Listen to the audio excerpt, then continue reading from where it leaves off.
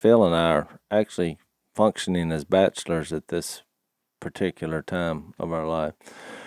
And I was saying that, because it's been nice, because I don't have to, for the last 3 days, I haven't had to close the curtains where I sit on the couch, and I hadn't had to I hadn't had to turn down the thermostat on the air, because for about, I guess, I've been married almost 34 years.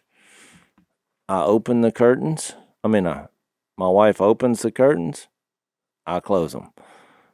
She turns up the thermostat. I turn it down. And I tried to discuss it on a couple of occasions, but the conversation became too volatile. So I just thought, you know what?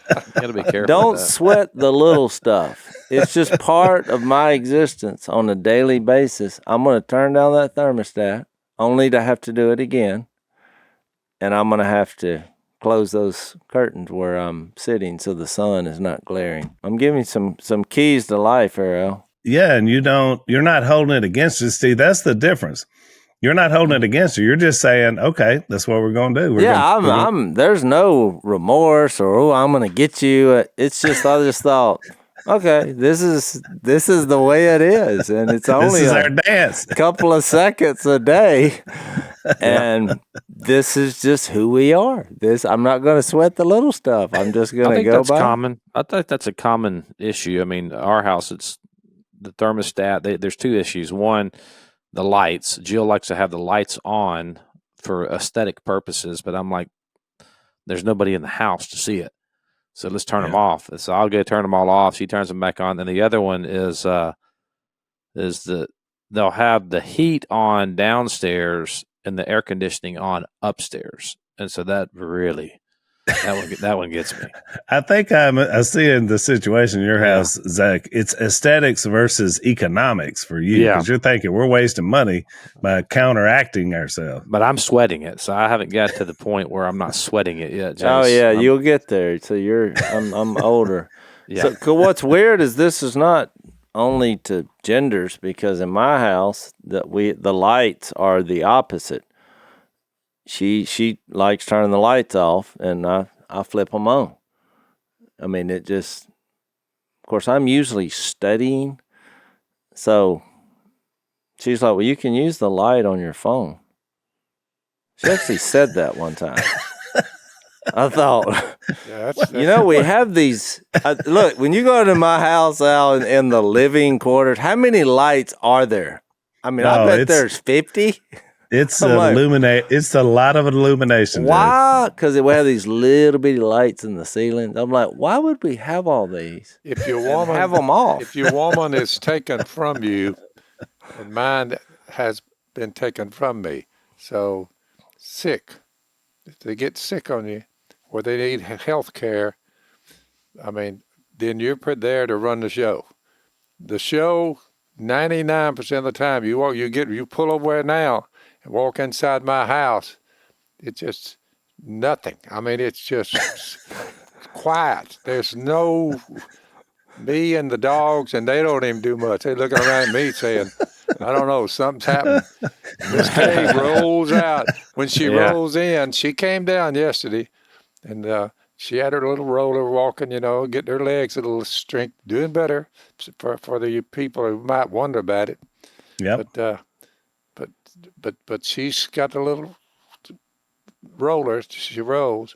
She's getting up and down by herself. Yeah. So I'm taking care of my woman. I never had done that to this degree. Yeah. Well, that's good that you're doing that. Yeah. Well, and she's been convalescing in our neighborhood because it's easier access for the physical therapy and occupational therapy people. That's why she hadn't gotten home yet, because mom and dad live so far out. But she is definitely improving. Her spirits are up. She's ready to be home. There's no doubt about that. My light bill, whatever it is, it took a nose dive like you ain't seen lately. I mean, all devices that give you light, that's down to total darkness. There's not a light going. I said, we could save thousands of dollars if we did like this.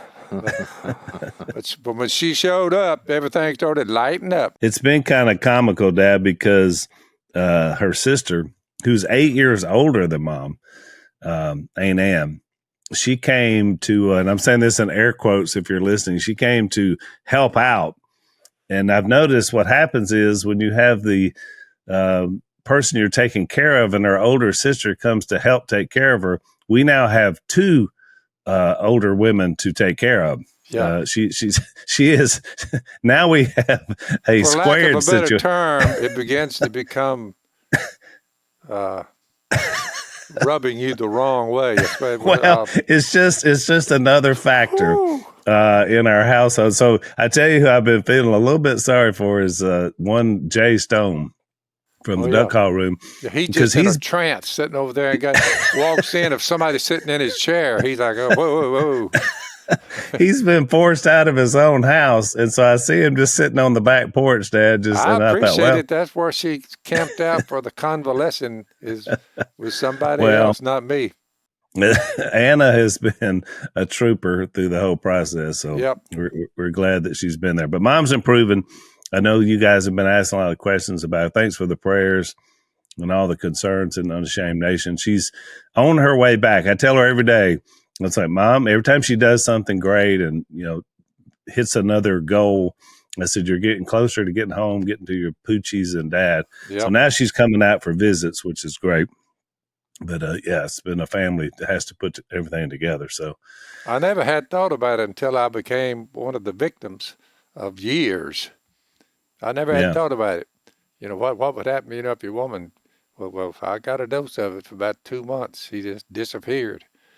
But now she can come down a time or two a week, get on her walker and go around there. So she's coming out of it. She was trying to figure out, what she needed to cook me a meal. My meals dried up. Old Jersey come through over, he got them under both arms, puts them for me, so I'm still eating well. I mean, I have my own chef. You got a personal chef, an Italian chef. Yeah. Italian Cajun fusion. Yeah. And his meals are downright delicious. He's very good at what he does. All those years in the firehouse. Yesterday we showed him the advantages and the way it works with fruit that we gather from the woods. So, on how to make jelly, how to turn the fruit into jelly.